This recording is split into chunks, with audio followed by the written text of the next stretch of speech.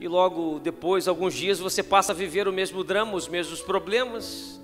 Ou você escolhe perdoar, e quando você perdoa, você vai ser feliz pelo resto da sua vida, porque quando há perdão, né, há tratamento de Deus, a restauração, a cura, a restauração, ela se estabelece, e o casamento ele continua, ele não se interrompe.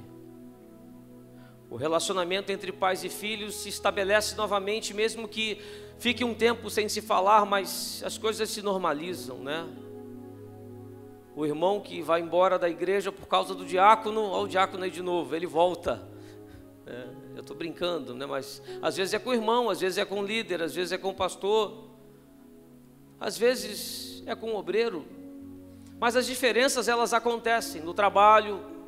Um gerente que persegue, né, o funcionário, você, quando é crente, então a perseguição ela se aumenta, se torna maior. Mas a verdade é que as crises, elas estão aí e elas têm nos afetado. É assim que eu creio, é assim que Deus tem falado comigo. Mas o que a palavra de Deus diz, o que fica claro para mim aqui e ficará até o final dessa meditação é que existe algo de precioso quando a gente perdoa. Existe a bênção de Deus sobre a nossa vida, ou seja, a bênção do perdão. Eu preparei alguns slides porque eu estou há 2 semanas meditando sobre perdão, sobre amor, sobre misericórdia, e para adiantar o nosso entendimento e fazer com que eu possa aqui comprovar, embasar biblicamente a minha reflexão, eu preparei aqui um slide em PowerPoint. Ele não é tão bonito quanto aquele do pastor Mário Simões, mas vai te ajudar a entender e a acompanhar a leitura. O primeiro deles é, o texto base é 2 Coríntios capítulo 2. Estou usando uma versão aqui que para o meu entendimento ela é mais adequada, mais fácil de se entender aquilo que Deus quer falar. 2 Coríntios capítulo 2 diz assim, o verso 5: mas se alguém fez com que alguma pessoa, Sócrates vai colocar lá, mas enquanto isso eu vou adiantando, ficasse triste, se alguém fez com que alguma pessoa ficasse triste, não fez isso a mim, mas sim a vocês, ou pelo menos a alguns de vocês. Escrevo assim para não ser muito duro com esse homem. Basta a ele o castigo que a maioria já o deu. Agora vocês devem perdoá-lo e animá-lo. Mas espera aí, pastor, o cara me fere, o cara trai, o cara me engana, eu tenho que perdoar e ainda tenho que animá-lo? Olha o que diz aqui: para que ele não fique triste e que acabe caindo no desespero. Por isso peço que façam com que ele tenha a certeza de que vocês o amam. E foi por isso também que escrevi aquela carta. Eu queria pôr vocês à prova e saber se estão sempre prontos a obedecer aos meus ensinos. Quando vocês perdoam alguém, eu também perdoo, porque quando eu perdoo, se é que de fato tenho alguma coisa a perdoar, faço isso por causa de vocês, na presença de Cristo.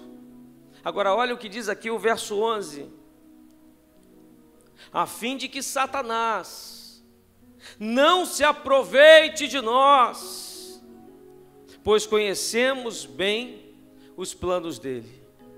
Deus, está lida a tua palavra. A minha oração a ti, Pai, o meu pedido nesse momento é que o Senhor venha falar com a tua igreja aquilo que o Senhor tem falado, Pai, constantemente ao meu coração, sobre o perdão, sobre o amor, sobre a misericórdia que um homem e a mulher de Deus tem que ter. Nos ajuda, Pai, em nome de Jesus, a vencer as nossas barreiras humanas, nos ajuda a retirar as nossas certezas, Pai, para ouvir o Senhor nesta tarde, no início desta noite, Eu te peço isso em nome de Jesus. Amém e amém. O tema central desse texto aqui, como eu já falei no título, é a bênção do perdão. Aqui nós encontramos vários motivos nos quais nós devemos perdoar. Nós devemos dar a chance daquele que errou conosco de ter uma oportunidade de mudança. E o pano de fundo aqui dessa história, não diz aqui, não tenho muita certeza, mas ocorreu apenas com alguém que havia se oposto, não aceitado os ensinos de Paulo, do apóstolo, de modo a provocar uma grande tristeza ao coração do apóstolo. Alguns versículos anteriores, a Bíblia nos diz que houve aqui contendas, divisões, partidos, e talvez isso tenha trazido uma tristeza grande ao seu coração, porque a igreja de Deus havia aqui sido dividida, e por isso ele toma essa decisão de encaminhar uma carta tão dura, com recomendações às questões da disciplina eclesiástica daquele povo, de como a igreja deveria tratar aquele homem, aonde o pecado dessa pessoa, deste homem, deveria ser confrontado conforme a vontade de Deus, conforme Jesus nos ensinou, e que ele tinha que se arrepender do seu erro. Mas as notícias aqui trazidas pelo Tito, o seu auxiliar, o seu pastor auxiliar, parecem indicar que a igreja tinha seguido sim as orientações do apóstolo Paulo, mas o processo de disciplina aqui havia resultado em arrependimento na vida deste homem. E diante desses fatos, Paulo, ele recomenda a toda a igreja que perdoe, e que assim haja a restauração deste irmão, demonstrando as bênçãos que Deus tem, demonstrando as bênçãos que provém do perdão. Mas como receber das bênçãos, se na maioria das vezes não perdoamos em verdade, em totalidade? A pessoa erra conosco, mas o nosso orgulho, as nossas certezas nos impedem de que aquela pessoa se conserte em totalidade e as coisas possam mudar. Isso acontece em várias áreas, no casamento, no relacionamento entre pais e filhos, já falei, no relacionamento na igreja, no ministério, do trabalho, isso é muito comum. Mas o que eu entendo aqui é que quando nós perdoamos, nós nos desviamos então do orgulho. E já começa Deus aqui a falar comigo, como diz aqui no verso 5, mas se alguém fez com que alguma pessoa ficasse triste, não fez isso a mim, mas sim a vocês, ou pelo menos a alguns de vocês. Escrevo assim para não ser muito duro com esse homem, ou seja, alguém erra com ele, e ele ainda diz, não, já basta o seu erro. E é verdade. Quando nós erramos, nós mesmos abrimos portas para viver consequências desse erro. Só isso de sofrimento já basta. Não precisa mais acusação, não precisa mais apontamentos, não precisa mais fofocas, disse-me disse, porque, meu Deus, aquilo já basta. E eu entendo que o principal motivo, razão, porque somos humanos, de nós não perdoarmos alguém em totalidade, é exatamente esse orgulho banal que nós temos. Ele errou comigo, ele vai ter que pagar, ele vai ver só, ele vai ter que consertar isso tudo. Aí começamos com esse orgulho, impedir a reparação, porque na verdade o que nós queremos é que essa reparação seja humilhante diante daquela pessoa, e acaba se tornando algo impossível de se dar. A pessoa já está quebrada, o diabo já acusa, já não tem forças.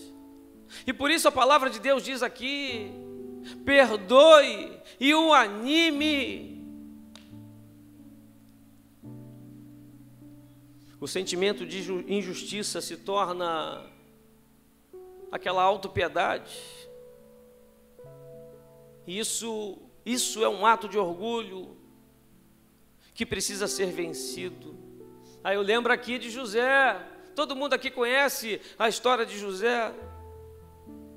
José foi traído pelos seus irmãos, foi vendido, se tornou escravo pela covardia dos seus irmãos, da sua própria família, sangue do seu sangue. Mas o que fez José? Mesmo ele estando em alta, vencendo as suas lutas, tendo uma transformação de Deus diante de uma traição, ele não se sentiu orgulhoso, ele não se sentiu no direito de ofender, de vencer os seus irmãos, e ele desceu ao mesmo nível do que eles, para que assim pudesse haver uma restauração por parte de Deus. E eu penso que nós também precisamos fazer o mesmo.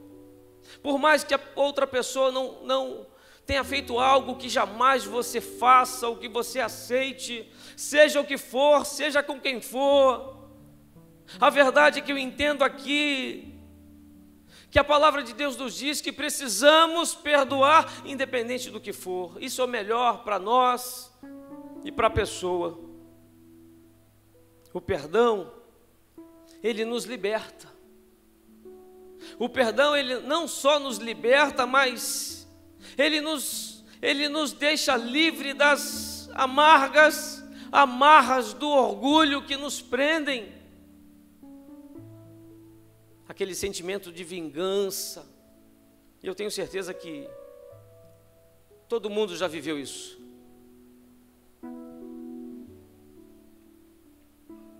E eu penso que elas são amarras porque elas nos levam ao desespero.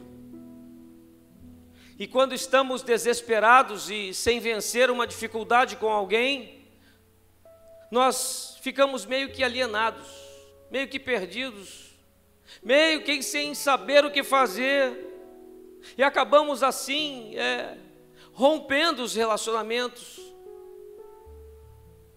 Eu não sei se vocês conhecem alguém assim, que foi traído, ferido, machucado. Isso já tem 5, 10, 15 anos. Mas aquela alegria que você conhecia daquele irmão, daquela pessoa, ela não se faz mais em totalidade. A perda da alegria. Quando a gente não perdoa, quando o marido não perdoa o erro da sua esposa, ele nunca mais vai ser o mesmo. E eu não digo só no casamento não, é no trabalho.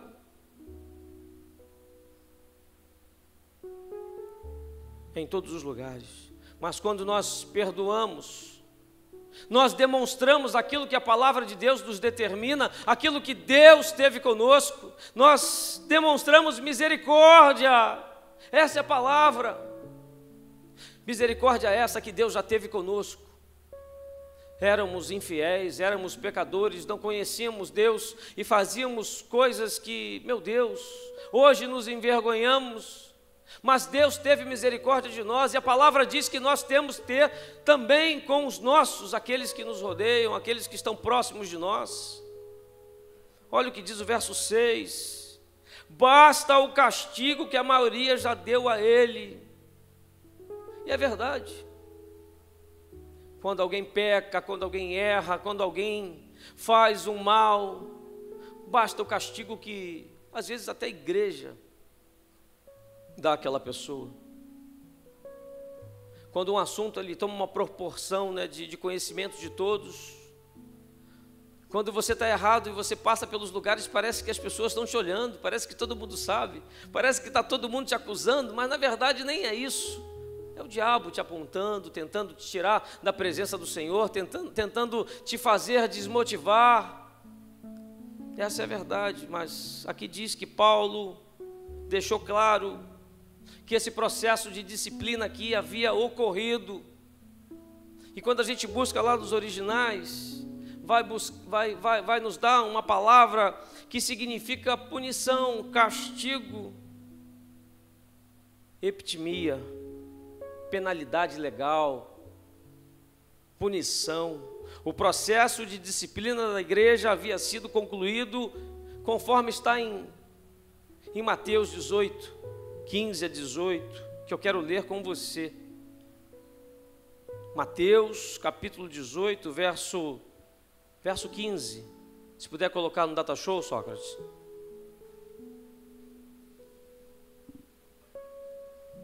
Olha as recomendações se alguém errar contra você.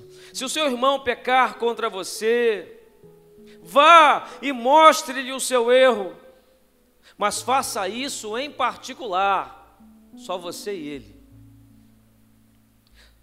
Se essa pessoa ouvir o seu conselho, então você ganhou de volta o seu irmão. Mas se não ouvir, leve com você uma ou duas pessoas para fazer o que mandam as Escrituras Sagradas. Elas dizem: qualquer acusação precisa ser confirmada pela palavra de pelo menos duas testemunhas. Mas se a pessoa que pecou não ouvir essas pessoas, então aí conte tudo à igreja. E se ela não ouvir a igreja, trate-a como um pagão ou como um cobrador de impostos. Eu afirmo a vocês que isto é verdade. O que vocês proibirem na terra será proibido no céu, e o que permitirem na terra será permitido no céu. Havia aqui um costume rabínico, que quando um homem não se arrependia, dizia à igreja, à congregação, que os seus pecados estavam sobre ele. Por isso esse versículo, indicando aqui que a igreja assim havia feito.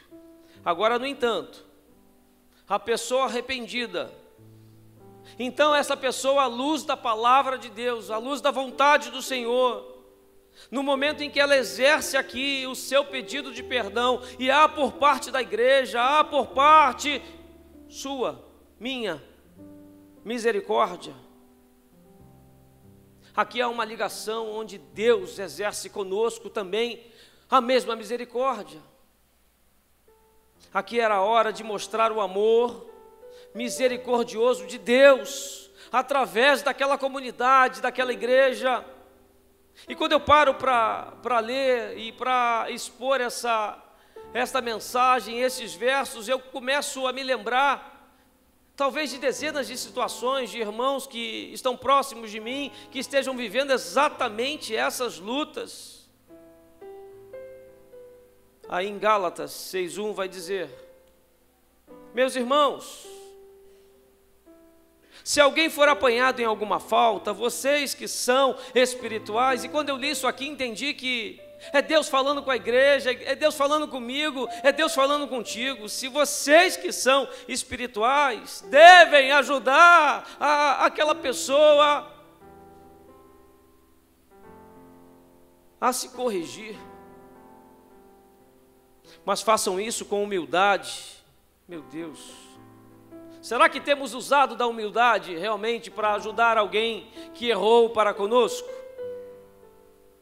E tenham cuidado para que vocês não sejam tentados também. Aí de manhã eu citei o fato aqui de eu estar ajudando uma pessoa que cometeu erros muito grandes, e algumas pessoas chegaram para mim e disseram: você não está preocupado em ser visto com essa pessoa e acharem que você é igual a ela? Não, essa preocupação eu não tenho, porque a minha missão, o meu coração, eu entendo que a vontade do Senhor é ajudá-lo. Mas a palavra diz para que eu tome cuidado, para que eu não me enverede pelo mesmo caminho, pelas mesmas falas, porque quando estamos em pecado, quando estamos errados, nós falamos, nós nos levamos outras pessoas conosco. Colossenses 3,13 diz assim: não fiquem irritados uns com os outros e perdoem uns aos outros. Eu quero mostrar a você embasamento da necessidade do perdão. Caso alguém tenha alguma queixa contra outra pessoa, assim como o Senhor perdoou vocês, Perdoem uns aos outros. Hebreus 12, 11. Quando somos corrigidos, isso no momento nos parece motivo de tristeza, vergonha, né? E não de alegria, porque é vergonhoso, é inconveniente alguém chegar e te corrigir, te exortar. Mas diz aqui que mais tarde, porém, os que foram corrigidos recebem como recompensa uma vida correta e de paz. Então a palavra está dizendo aqui, se há alguém aqui nesta noite que tenha errado, que tenha pecado, que tenha traído, que tenha feito algo que não provém do Senhor nosso Deus, aqui está dizendo, e que você nesta noite, se aceitar a correção de Deus, receberá uma recompensa por parte de Deus, não de nós, mas de Deus, e terá assim uma vida de paz, em nome de Jesus.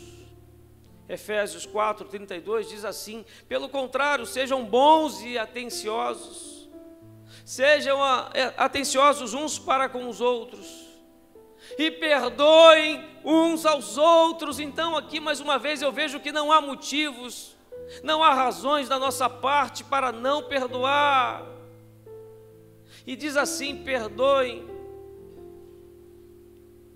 assim como Deus, por meio de Cristo, perdoou vocês. Deus nos perdoou, Deus foi misericordioso conosco, e nós não conseguimos ser com os nossos. Essa é a verdade.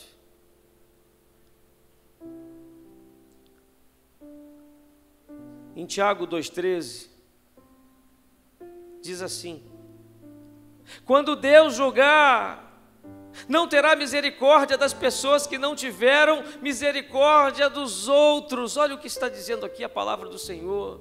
Deus está dizendo que se nós não tivermos misericórdia, Ele não terá conosco.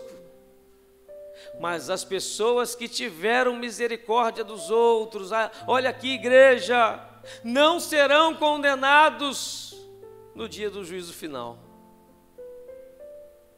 Aqui está dizendo que se você não perdoar, se você tem algo no teu coração contra alguém nesta noite, se você não liberou de verdade, em totalidade o seu perdão, aqui está dizendo que não adianta nem vir à igreja, nem orar, nem clamar,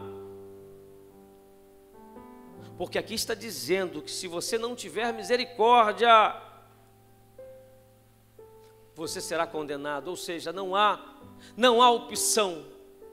Mas pastor, ele me traiu, não há opção. Mas pastor, o senhor não tem noção do que ele fez comigo. Aqui está dizendo: perdoa e anima ele, independente dos seus motivos. Aí eu achei uma parábola do credor sem misericórdia que eu queria acompanhar, para você entender aqui o que acontece conosco. Eu me vi aqui nessa parábola.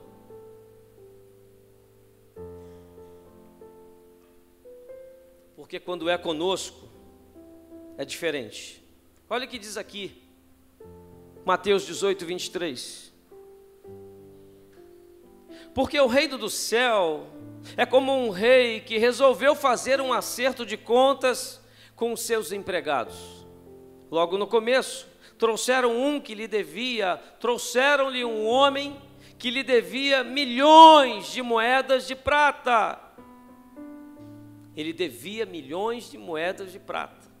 Mas o empregado, esse homem, não tinha dinheiro para pagar. Então, para pagar a dívida, o seu patrão, o rei, ordenou que fossem vendidos como escravos o empregado, aquele que devia, a sua esposa, os seus filhos, e que fosse vendido também tudo o que ele possuía.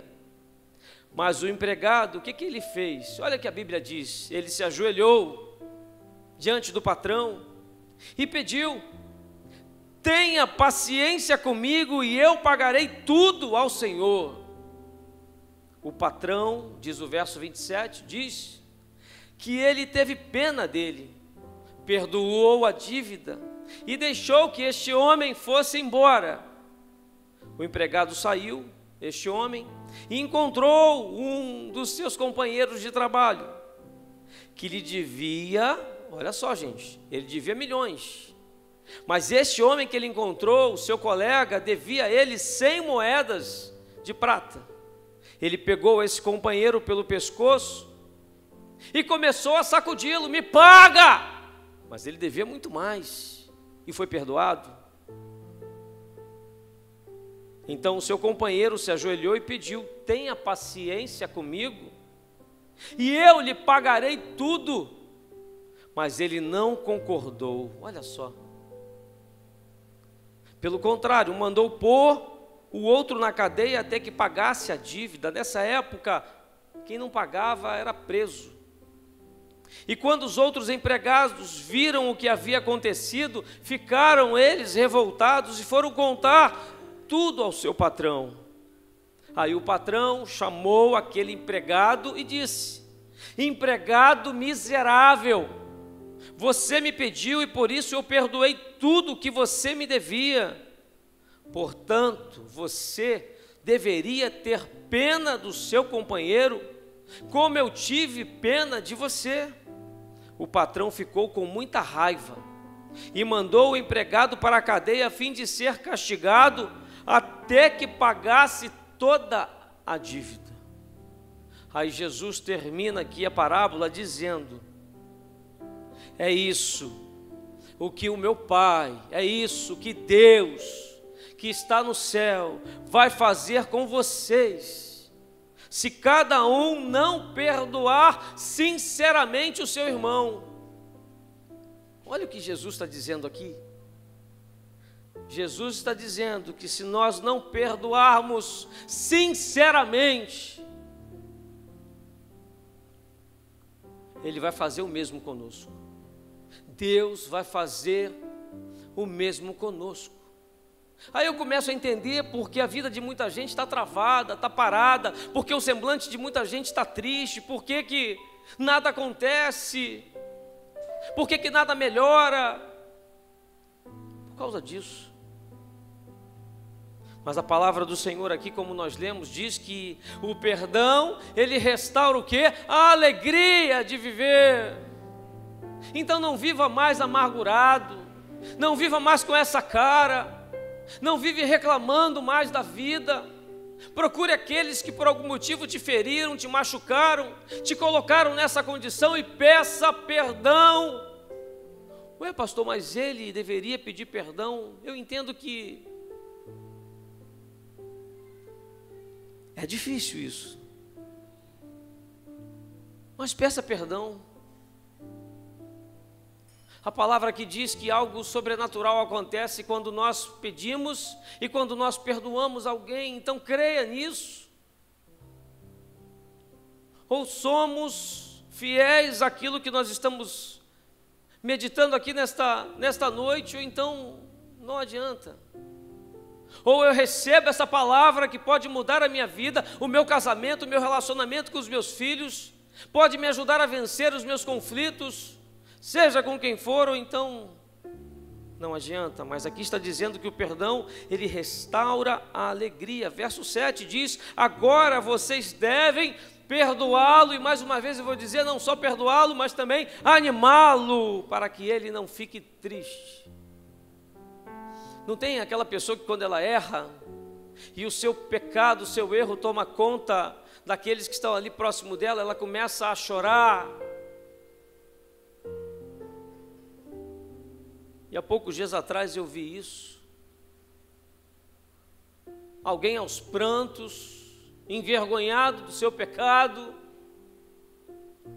temendo a reação de todos, chorando, chorando e chorando. Mas alguém se levanta, vai lá e abraça aquela pessoa. Ela chora ainda mais, porque quando nós estamos nessa condição, não esperamos esse abraço.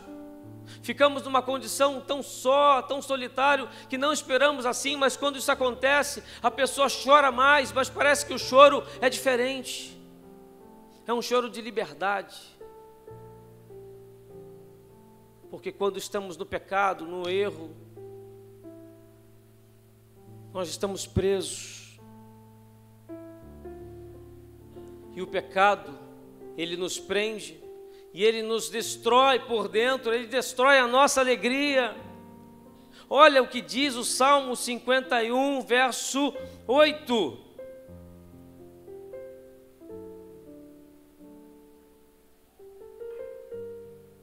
Olha o que o salmista diz aí: faze-me ouvir outra vez os sons de alegria e de felicidade. Olha o quadro depressivo, olha o que vivia esse homem. Ele ainda diz assim: ainda que tenhas me esmagado. Olha a condição desse salmista, ele diz assim: ainda que tenhas me esmagado e tenha me quebrado. Ele diz assim: se o Senhor ouvir a minha voz, se o Senhor me der sons de alegria, só o Senhor pode me dar felicidade, e eu serei feliz de novo. Ele estava triste, ele estava amargurado, ele estava desesperado aqui,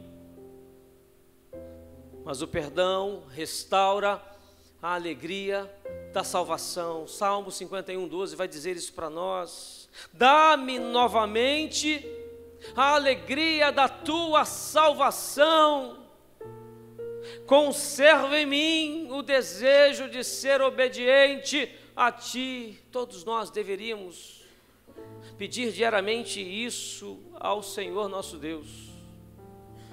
Todo crente deveria toda manhã: Deus, conserva em mim, que esse meu dia seja repleto da tua vontade, da tua obediência, porque se nós não fizermos isso, ficaremos em situação difícil.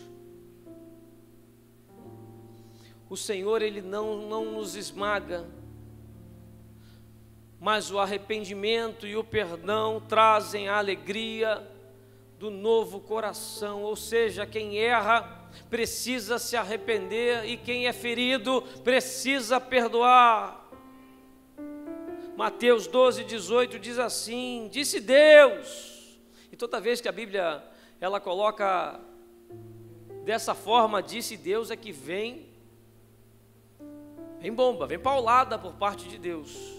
Aqui está o meu servo que eu escolhi. Aí eu já trago isso aqui para nós aqui nessa noite. Aqui está o meu servo que eu escolhi, aquele que eu amo e que dá muita alegria ao meu coração. Esses somos nós, eu e você.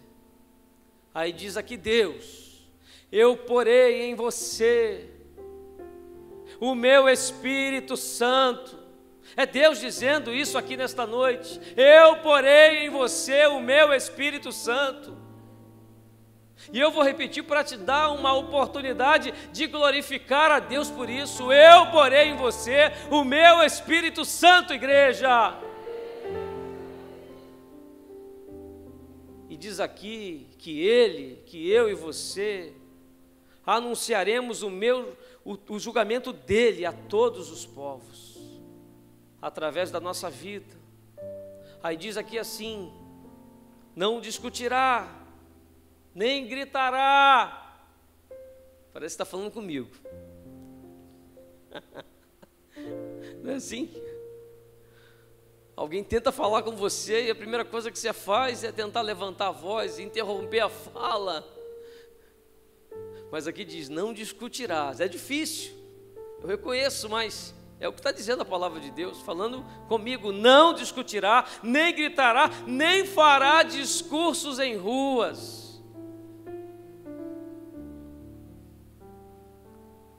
Não esmagará o galho que está quebrado, nem apagará a luz que já está fraca.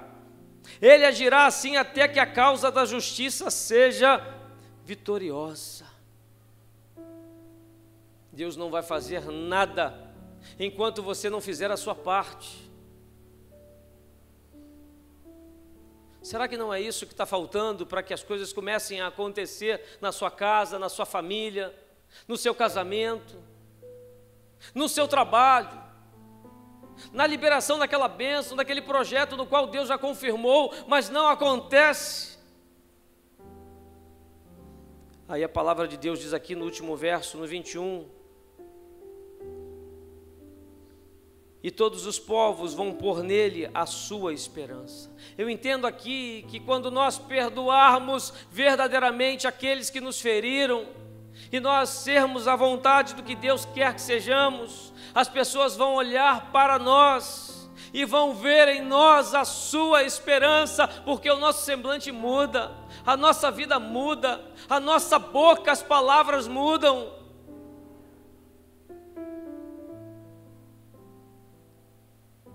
Mas quando não perdoamos, mais uma vez eu vou dizer aqui, perdemos a nossa alegria.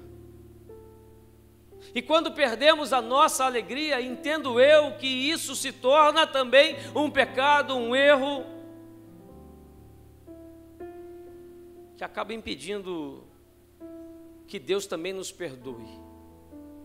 Por isso essa palavra sobre perdão. Marcos 11, 25. Eu ia pular isso aqui, mas Deus está mandando, vamos falar. E quando estiverem orando, olha só, esse é para quem ora.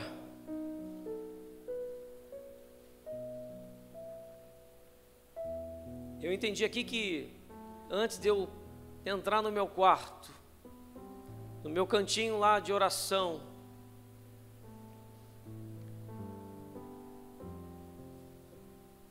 aqui diz que eu preciso perdoar os que me ofenderam. E quando estiverem orando, perdoem os que os ofenderam, para que o Pai de vocês, que está no céu, perdoe também as ofensas de vocês. Ou seja, antes de parar para orar, para clamar a Deus por alguma coisa, por algum benefício, antes de fazer isso, perdoe os que te ofenderam. Se libere disso, para que Deus assim possa perdoar-nos também. Aqui está dizendo que independente de eu ter feito algo a alguém errado, a alguém, o fato de eu não perdoar aquela pessoa que me feriu, eu estou aqui impedindo o agir de Deus e o ouvir das minhas orações. Eu creio aqui que não perdoar chama para nós a disciplina também de Deus. É isso que Ele está fazendo aqui nesta noite, nos levando não a entender aquele que erra conosco, não a nos amenizar a crise que estamos vivendo, não a crise que eu digo interpessoal. Talvez haja alguém aqui vivendo sem falar com alguém, brigado a ponto de não ter qualquer tipo de contato, de fala. Aqui está dizendo que antes de adorar, antes de orar, antes de clamar, antes de qualquer coisa, antes de chegar e adentrar esta igreja, antes de sentar nesse banco, aqui está dizendo que é tempo de perdoar. Pronto. Senão nem adianta sair da sua casa. Se não há perdão liberado, não adianta sair da sua casa.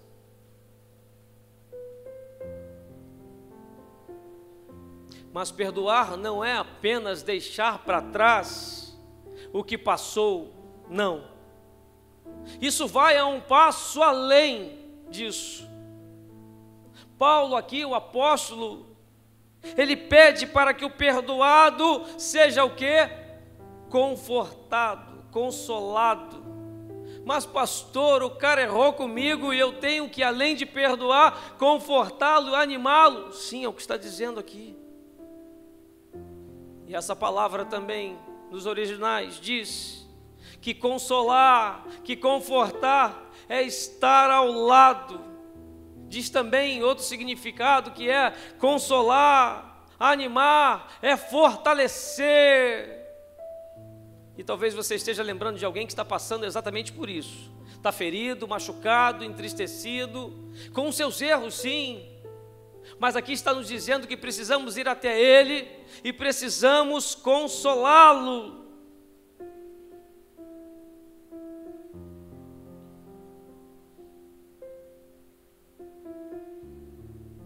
em Hebreus 12, vai dizer assim: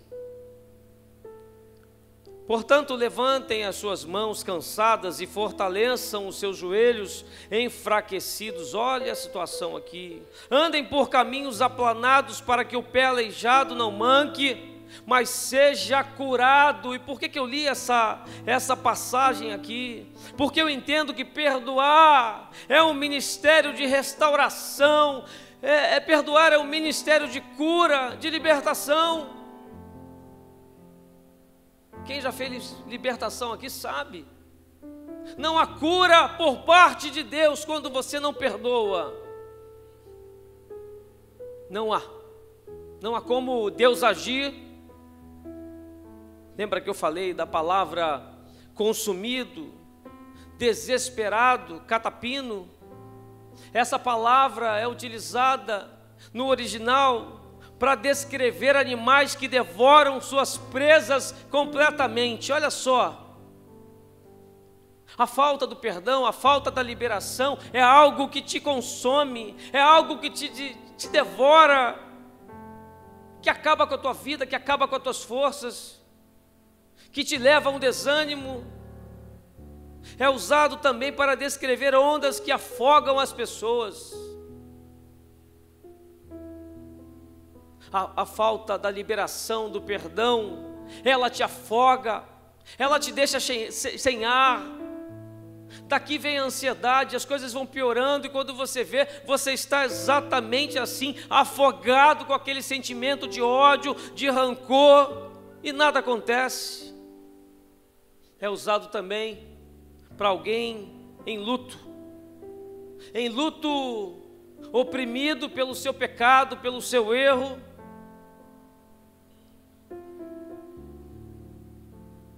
O Senhor quer que, após o arrependimento real, verdadeiro, de cada um aqui nesta noite, Ele quer que a alegria seja a marca da restauração na sua vida, e é nisso que eu creio. E eu quero aqui profetizar sobre a sua vida, esta marca, vidas aqui nesta noite sendo restauradas, pecados sendo descobertos, pedidos de perdão sendo praticados um para com o outro, perdão sendo liberado em nome de Jesus, porque a palavra diz que se isso acontecer, tudo irá bem.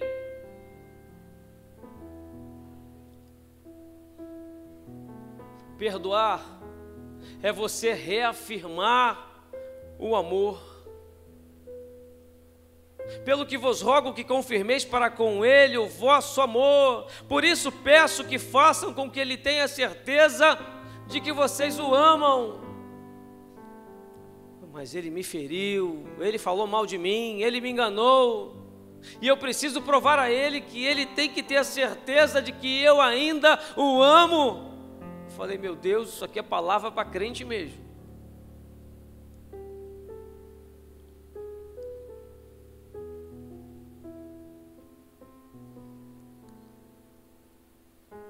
Reafirme o amor, mas reafirme o amor de forma prática. É difícil, mas pergunte. Peça forças a Deus. Se existe uma crise entre o casal, pergunte a ele: o que é que você mais gostaria que eu fizesse?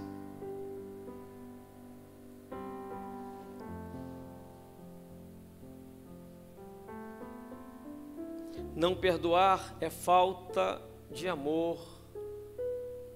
Eu entendo que para nós crentes, o amor deve ser a marca desta igreja. As pessoas precisam passar aqui em frente a esta igreja e não ver um lindo templo, uma construção magnífica, cuidadosa, nos mínimos detalhes, não. As pessoas precisam conhecer a igreja de Nova Vida em Columbandê pela prática do seu amor, que abraça as pessoas, que cumpre o seu papel nessa comunidade.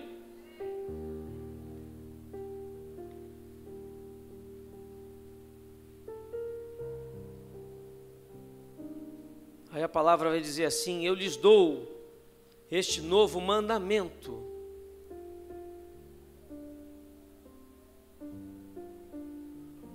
Amem uns aos outros, assim como eu os amei. Amem também uns aos outros. Mas será que verdadeiramente estamos amando? Será? Amar alguém que não conhece a Deus é você ir à casa de um vizinho que não é crente, que te perturba, que o barulho incomoda, que o som te constrange, te deixa insatisfeito, seja o que for. É você ir até lá e convidá-lo a estar na casa do Senhor para receber uma palavra de transformação de vida. Amar é pegar aquele cidadão que precisa da tua ajuda, que precisa do teu cuidado. Amar é superar as diferenças e trazer pessoas à presença do Senhor. Isto é amor.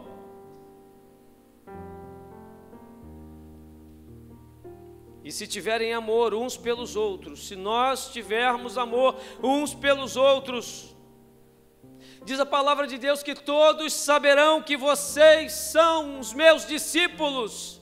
Para que nós estamos aqui semana após semana, ouvindo a palavra santa de Deus, se não for para mostrar às pessoas que somos discípulos, mas não só mostrar, mas para que a minha vida seja referência para a vida de outras pessoas. Isso é ser discípulo. É a pessoa no trabalho te olhar e falar assim: eu quero ser igual a ele. É um conflito se levantar na sua parentela e as pessoas ligarem para você dizendo que você tem sempre uma palavra de paz. Isso é ser discípulo, isso é amar. E quando nós amamos, nós provamos a nossa obediência a Deus. É isso. E foi por isso também que escrevi aquela carta. Eu queria pôr vocês à prova. Será que essa situação que a gente vive, será que essa luta que você está enfrentando, será que essa crise interpessoal que você hoje vive, será que isso não é uma prova de Deus para você? Será que não há aí algo de Deus nesse negócio, nessa diferença, nesse problema, nessa briga, nessa discussão? Será que não? Aqui está dizendo que eu queria pôr vocês à prova. E diz aqui, e saber se estão sempre prontos. Não disse saber se estão prontos, não. A saber se estão sempre prontos a obedecer aos meus ensinos. Olha o que Deus está falando conosco aqui. Será que eu e você, nesta noite aqui, estamos prontos a obedecer a Deus? Ou reger as nossas vidas apenas pela nossa vontade, por aquilo que somos, pelo que queremos ser, pelos nossos projetos e sonhos? E aí eu entendo que perdoar, voltando ao perdão, perdoar não é uma opção para quem é servo de Deus, não. Perdoar é um mandamento. E quando não perdoamos, nós impedimos assim o agir de Deus. E talvez haja pessoas aqui nesta noite que precisam pedir perdão sim a alguém. Haja pessoas aqui nesta noite que precisam perdoar, mas de verdade.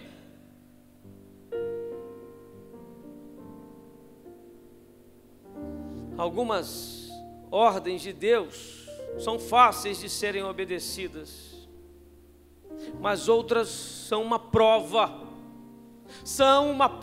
do seu compromisso com Deus. Deus espera isso de você.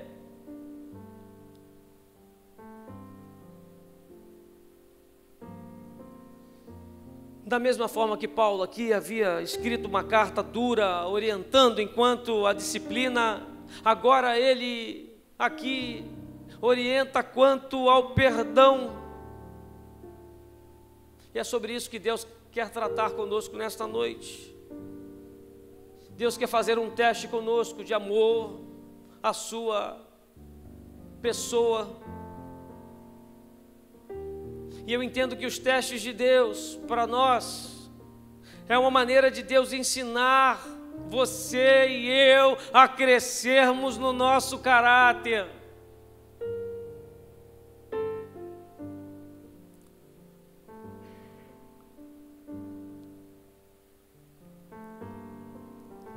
Deus nos coloca à prova quando nos pede obediência em perdoar. Peça ajuda a Ele, porque a Bíblia aqui, ela é clara em nos comandar, nos encaminhar ao perdão. Eu li vários versículos aqui, várias passagens para me embasar. E para fechar, eu quero ler Efésios 4:32, mais uma vez. Pelo contrário, sejam bons e atenciosos uns com os outros. Aqui não está dizendo para ser bom e atencioso só quem é teu amigo, legal, muito legal contigo, não. Aqui diz para perdoar uns aos outros, assim como Deus, por meio de Cristo Jesus, nos perdoou. E não fiquem irritados uns com os outros, Colossenses 3:13, e perdoem uns aos outros mais uma vez, assim como o Senhor perdoou. Perdoamos para restaurar a comunhão. Não tem um casal quando está brigado?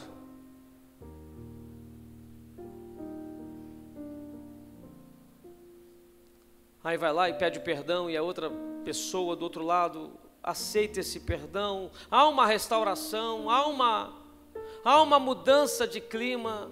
A paz se estabelece na vida do casal e consequentemente na vida da família, nos filhos. Não perca mais tempo. Deus está dizendo aqui nesta noite: eu quero a unidade da minha igreja restaurada. E agora eu quero aqui gastar um pouco desse tempo, que ainda nos falta alguns minutos, para tratar exatamente disso. Precisamos restaurar a nossa unidade. Eu lembro de um tempo em que a igreja era menor, o bispo sempre diz isso. A unidade daquela igreja lá no antigo templo, a unidade da liderança. Quando ele prontamente dava uma direção, a igreja toda ia. Não que talvez hoje não vá, mas eu sinto uma certa dificuldade, eu sinto uma certa distância, uma preocupação quando se diz prontamente, tocou a trombeta, vamos. Aí a gente passa pelos corredores, ouve um titizinho aqui, uma fofoquinha aqui, um disse-me-disse ali. Mas eu quero, Deus está dizendo, eu quero a unidade da minha igreja restaurada. Um dia desses uma irmã me parou e falou assim: eu preciso te pedir perdão.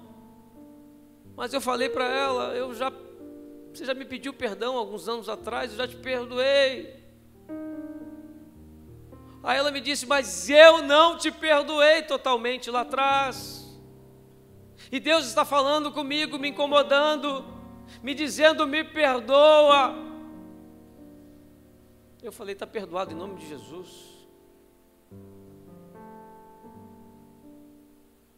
Aí eu creio que através desse perdão foi restaurada a presença de Deus no nosso convívio, no nosso relacionamento. É assim que Deus faz. Há muitos aqui nesta noite afastados dos seus ministérios, afastados do uso dos seus dons e talentos. Você acha bem que isso agrada a Deus? Há pessoas no nosso meio sentadas no banco, só ouvindo, recebendo e nada fazendo. Mas se você venceu uma luta, venceu uma batalha na tua vida em alguma área, com certeza é nessa área que Deus quer te usar e fazer a diferença na vida desta igreja. Se movimente, É o anjo do Senhor te fazendo, acorda, te dizendo, vamos.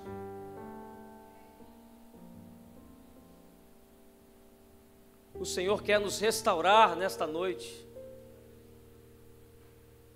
O Senhor quer restaurar a comunhão que foi quebrada, talvez pelas diferenças, pelos conceitos, até mesmo pelas ofensas. Relacionamentos precisando aqui nesta noite de perdão. Família, amigos.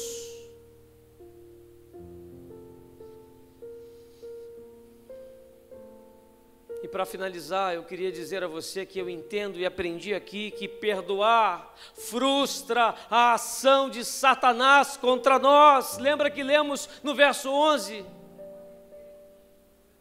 Lá no texto base. A fim de que Satanás não se aproveite de nós. O que eu entendo aqui? O diabo, ele conhece, ele sabe das nossas fraquezas. E por essa área ele entra, é uma brecha aberta, e ali ele faz a bagunça dele em nossas vidas. E a palavra ainda vai dizer que nós conhecemos os planos dele, e mesmo assim permitimos, mas que em nome de Jesus, nesta noite, isso seja cancelado, que a sua vida seja restaurada, que os planos do diabo contra a sua vida sejam cancelados, ele saia da tua vida frustrado em nome de Jesus. Mas para isso tem que haver o perdão.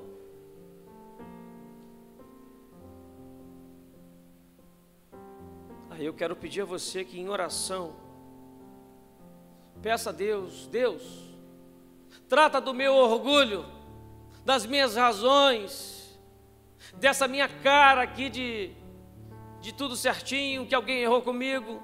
Peça isso, Deus, me ajuda. Peça a Ele, Deus, tenha misericórdia da minha vida, me perdoa por eu não ter entendido isso antes e não ter feito isso antes. E aí eu começo a entender tantas pessoas sem nenhuma alegria, sem nenhum sorriso, desanimados. Porque o diabo, ele abafa o amor.